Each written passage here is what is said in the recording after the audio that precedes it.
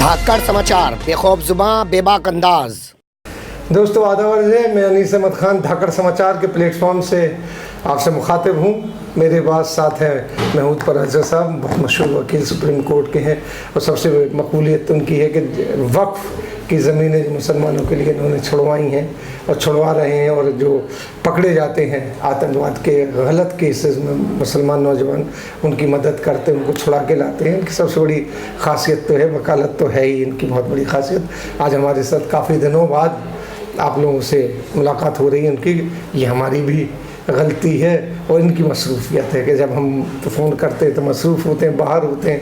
आज हम लोगों ने इनको पकड़ ही लिया, पकड़ के बिठा लिया है कि आप हमारी बातों का जवाब दे के जाइए क्योंकि एक चीज़ में और मदद लेना है। जो आप लोग जानते हैं कि आपका जो धाकड़ खबर चैनल है वो हैक हो गया है, तो उसमें यही मदद करेंगे हमारी।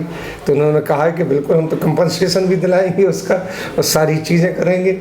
आप हमें बताते, गलती हम लोगों की नहीं बताया, आप बताए, तो उन्होंने हमारी मदद की पूरी की पूरी उम्मीद जगाई है। लेकिन अब हम चलते हैं असली बात के ऊपर।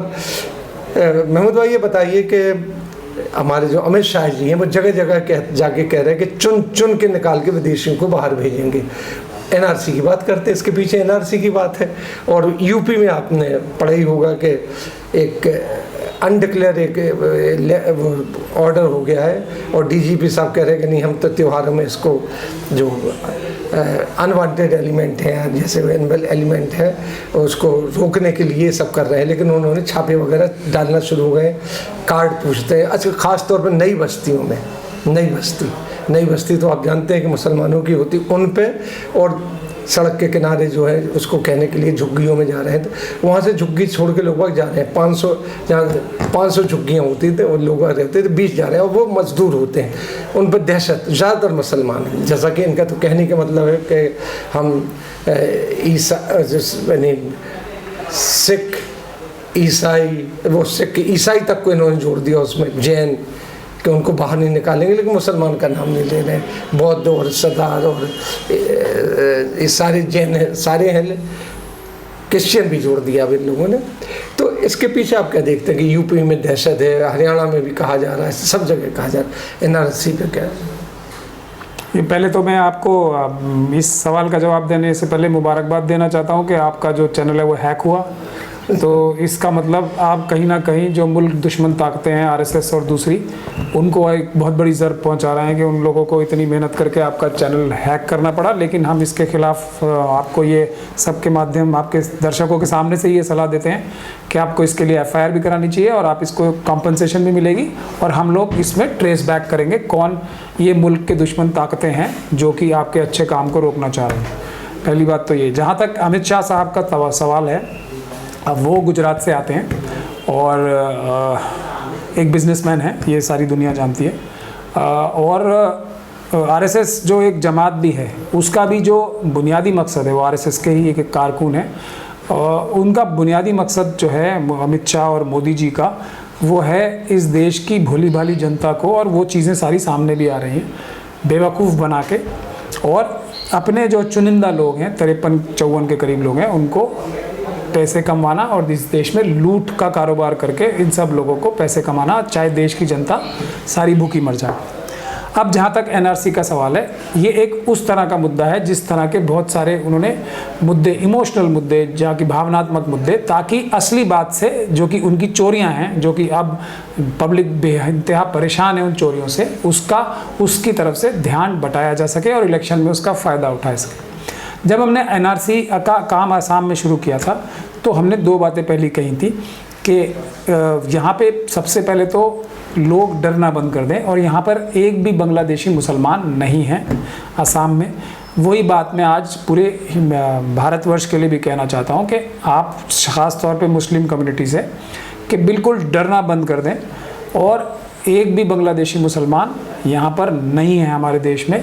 ऐसा मैं पूरे इत्मीनान और यकीन के साथ कह सकता हूँ। कुछ ऐसे वो हिंदू या मुसलमान या सिख या ईसाई नहीं कहे जा सकते, जो कि बहुत कम संख्या में होते हैं। कोई जुराइम पेशा लोग होते हैं, वो एक मुल्क से दूसरे मुल्क में भाग जाते हैं। उस वैसे बहुत सारे लोग भारत से भी बांग्लादेश में भागे हैं, भारत से भी नेपाल में भागे हैं, भारत से भी पाकिस्तान में भागे हैं, मिडिल ईस्ट में भी जाते हैं, सब जगह जाते हैं। उसी प्रकार से कुछ दूसरे देशों के जो क्रिमिनल्स होते हैं क्राइम करके वहाँ की पुलिस से बचने के लिए देश में आते हैं। तो वैसे कुछ चंद अगर होंगे बांग्लादेशी मुसलमान यहाँ पे तो वो एक अलग बात है, लेकिन कोई भी इन्फिल्ट्रेटर के तौर पे वहाँ की गवर्नमेंट जिसमें साजिश में शामिल हो वहाँ से मुल्क में हमारे नहीं आए। इसका सबसे बड़ा सबूत जो हम असम में भी कहते थे कि हमारी सरकार ने आज तक बांग्लादेश की सरकार से इस बारे में बात ही नहीं की है। मैं आपको पहले भी इस तरह का जी बताया है आपने। तो अब ये बात क्योंकि बांग्लादेश की गवर्नमेंट के सामने भी आई और वहाँ पे दबाव बना होगा, तो शेख हसीना साहिबा जो बांग्लादेश की वज़ीर आज़म है वो आई और उन्होंने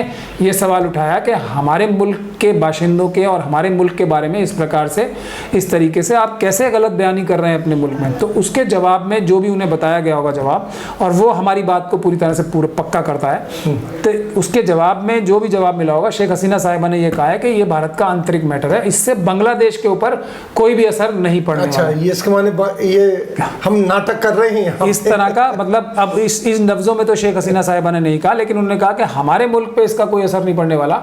अगर बांग्लादेश पे 1 करोड़ बांग्लादेशी या 2 करोड़ या 10 करोड़ जितने भी अमित शाह बताते हैं मुसलमान बांग्लादेशी हैं जिन्हें ये वापस भेजना चाहेंगे, निकालना चाहेंगे, तो निकाल के बांग्लादेश ही जाएंगे। और बांग्लादेश की प्रधानमंत्री ये कह रहे हैं कि हमारे ऊपर इसका कोई फर्क नहीं पड़ने वाला।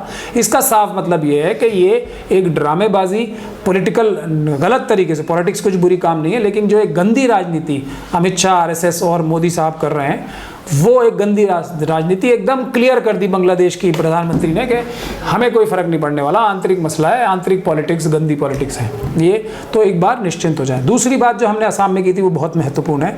हमने जाके चीफ मिनिस्टर को चिट्ठी लिखी थी और ऐलानिया इस बात को कही थी, और आपके चैनल से मैं एक बार फिर ऐलानिया इस बात को कह रहा हूँ कि जो भी पुलिस ऑफिसर, जो भी सरकारी महकमे का अफसर गलत तरीके से काम करेगा, कानून के खिलाफ जाके काम करेगा, हम उसके खिलाफ FIR दर्ज कराएंगे और उसको जेल भिजवाएंगे। मैं ये आपके चैनल से ओपनली कह रहा हूँ। तो कोई भी मुस्लिम कम्युनिटी का व्यक्ति डरे ना, हमसे रब्ता करें। अगर कोई आपके साथ ज्यादती करेगा तो ये कानूनन अपराध है, सिटीजनशिप एक्ट के तहत धारा 17 में 5 साल तक की सज़ा है। तो वो होशियार रहें, जो अफसर किसी भी दबाव में, RSS के या योगी सरकार के किसी भी दबाव में आके गैर कानूनी कार्य करेंगे तो उनको हम जेल भिजवाएंगे। ये हम आपके माध्यम से कह रहे हैं। इस बारे में मैं यूपी CM को, जैसे मैंने असम CM को एक चिट्ठी लिखी थी, वो मैं चिट्ठी लिखने भी वाला हूँ कि अगर इस तरीके से गलत कार्रवाई की जाएगी तो वो दंडनीय अपराध है। क्योंकि यूपी में उन्होंने वैसे ही डराने के लिए, जैसा भी कहिए, वहाँ पे पकड़ धकड़ तो नहीं हुई है, लेकिन इंक्वायरी पुलिस के जरिए करना शुरू कर दी, जिससे लोग डर रहे हैं, छोड़ के भाग रहे हैं, अपने गांव चाह रहे हैं वो लोग। तो मैं इसीलिए कह रहा हूँ कि डर बिल्कुल ना आप डरें, आप इनको कंप्लेंट्स बनाएं, उसकी कंप्लेंट करें, हम उसमें मदद करेंगे। और मैं जो हमारे वकील हजरात भी हैं पूरे यूपी में और पूरे देश में, उनसे गुजारिश करता हूं कि ऐसे लोगों की मदद करें और ऐसे अफसर जो कि झूठा दबाव बना रहे हैं इस प्रकार का, उनके खिलाफ कानूनी कार्रवाई करें। बहुत जल्द हम इसके लिए भी एक अपना बड़ा प्रोग्राम अनाउंस करने वाले हैं। जैसे हमने मॉब लिंचिंग के खिलाफ एक प्रोग्राम, इफेक्टिव प्रोग्राम अनाउंस किया था, लेकिन उसके बाद एक चीज़ हुई है सब, उसके बाद से अब तक मॉब लिंचिंग की कोई घटना नहीं हुई है जब से आप लोगों ने प्रोग्राम अनाउंस किया। RSS द्वारा स्पॉन्सर्ड जिस प्रकार की मॉब लिंचिंग की घटनाएं होती थी, जिसके बाद इनके बड़े बड़े लीडर्स आके डिफेंड करते थे उन लोगों को कि वो तो चोर थे, गौ तस्कर थे, वो वाली मॉब लिंचिंग अब कम से कम बंद हो गई है। वो दूसरे तरीके की तो झगड़े वाली तो वो एक दूसरी बात है, लेकिन उसमें जो रोक लगी है उसी प्रकार का हम कोई बहुत ही इफेक्टिव एक मुहिम बहुत जल्दी चलाएंगे NRC के बारे में भी। ये मैं सबसे पहले आपके ही चैनल पे बोल रहा हूँ, इस बात का भरोसा रखें आप। हम बहुत ही इफेक्टिव एक प्रोग्राम इसके लिए भी चलाने वाले हैं, जिससे आपको उसी तरह का फ़ायदा होगा जैसे मॉब लिंचिंग के केसेस में फ़ायदा हुआ है पूरे मुल्क को, SC STs और माइनॉरिटीज़ को जिस प्रकार का फ़ायदा हुआ। अच्छा, ये जो दहशत फैला रहे हैं और इन्होंने ये अमित शाह जो जगह जगह जाके कह रहे हैं कि चुन चुन के निकाल के बाहर करेंगे, ये तो हम आपसे पूछ भी चुके हैं, आपने इसका सही जवाब दीजिए।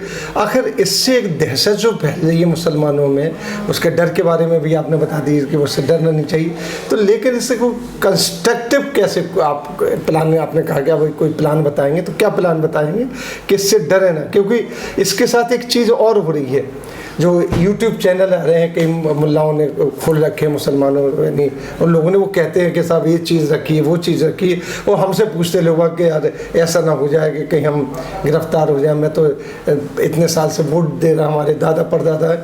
तो ये लोग और फैला रहे हैं, कुछ है, अब उनका नाम मैं नहीं लेना चाहता हूँ, हर अपनी तकरीर में ये कहते हैं कि NRC आने वाला है, उससे बचिए, उनसे बचिए।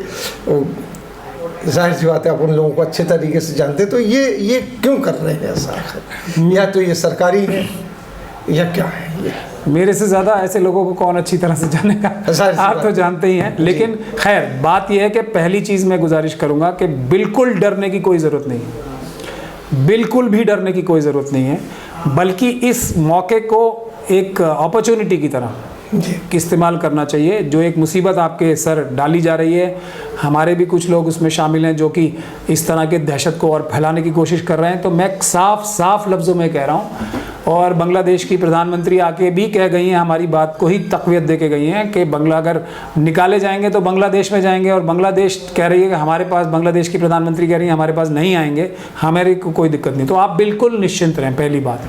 दूसरी बात, इसको हर एक मुसीबत को एक मौके की तरह इस्तेमाल करना सीखें। इस वक्त आपको चाहिए कि आपके लिए वैसे भी फ़ायदेमंद है, अभी जो एक एक्सरसाइज शुरू है, जो कानूनी तौर पे शुरू है, वो पॉपुलेशन रजिस्टर मुल्क का बन रहा है जी। उसमें आप अपनी सही जो वो है, जो आपके पर्टिकुलर्स हैं, और देखिए सरकारी अफसरों की ये कमी रही है, बहुत शुरू से रही है, लापरवाही भी और कमी भी और जानबूझ के भी, कि जो भी आप अपने पर्टिकुलर्स, और ये बात SC ST और माइनॉरिटीज़ और OBCs के लिए ख़ास तौर पे लागू होती है, कि जो भी आप अपने पर्टिकुलर्स दर्ज कराते हो वो ठीक तरीके से नहीं लिखते हैं, उनकी खामी होती है, लापरवाही होती है।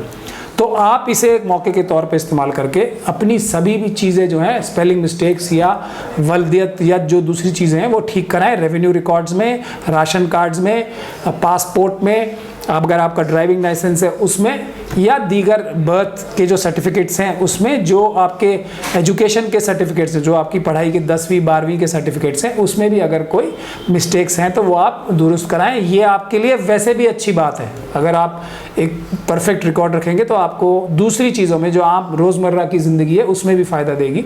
आसाम में भी यही हुआ, हम लोगों ने जाके वहाँ पर गुजारिश की, तो हालांकि वहाँ पर जो नॉन मुस्लिम बांग्लादेशी हैं वो भी नहीं है, मगर क्योंकि मुसलमानों के ऊपर एक बहुत बड़ा ख़तरा मंडरा रहा था, तो उन्होंने अपने डॉक्यूमेंट्स ठीक करा के रखे, तो उसके बिना पे अब मुसलमान तो बिल्कुल भी NRC की लिस्ट में आ ही गए सारे, बहुत कम है जिनको एक्सक्लूड किया गया। तो इसीलिए इनका सारी जो चालबाजी थी वो मुंह के बल गिरी ज़मीन पे। वही मैं चाहता हूँ कि पूरे भारत में भी ऐसा ही हो, और उससे फ़ायदा ये भी होता है कि हमारे जो रोज़मर्रा के कार्य हैं, जैसे काम है, जैसे हम कहीं बाहर जा रहे हैं, पासपोर्ट बनवा रहे हैं या प्रॉपर्टीज़ भी खरीद रहे हैं, उसमें भी नाम सही रहेगा।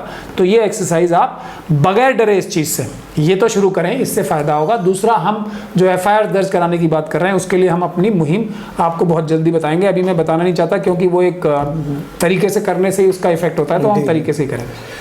बहुत बहुत शुक्रिया आपका कि आपने जो NRC के बारे में बताया, और ये कहा कि आप लोग बिल्कुल मत डरिए। महमूद पराचा साहब एक बता के गए आपको किस तरीके से अपने डॉक्यूमेंट तैयार रखिए, और ये जो डर फैलाया जा रहा है वो पॉपुलेशन रजिस्टर, जिसको मर्दमशुमारी भी कहते हैं और जिसको जनगणना भी कहते हैं, उसकी एक्सरसाइज हो रही है, ना कि ये NRC की एक्सरसाइज हो रही है। और UP में भी उसी का डर दिखा के वो सब जगह जहाँ जहाँ इलेक्शन, उसका फ़ायदा वो चुनाव में उठाना चाहते हैं कि जो आज विधानसभा के चुनाव हो रहे हैं। लेकिन जो महमूद भाई ने बातें बताई हैं, आपको उसको जहन नशीन कीजिए और उसी पर चलिए। हम अभी इनसे इजाज़त लेके, हो सकता है इनका टेलीफोन नंबर भी स्क्रीन पे दें आपको, तो इनसे आप डायरेक्ट कांटेक्ट भी कर सकते हैं, इनके ऑफिस से कांटेक्ट कर सकते हैं, कोई परेशानी हो। इसी के साथ बहुत बहुत शुक्रिया, आपने ये सब चुके आपको हमारे सामाइन को बताया, यानी कौम को बताया जो डर रही है, और ख़ास तौर पे जो चैनल आ रहे हैं जो छोटे वो डरा रहे हैं। वो किस लिए डरा रहे हैं वो एक अलग बात है।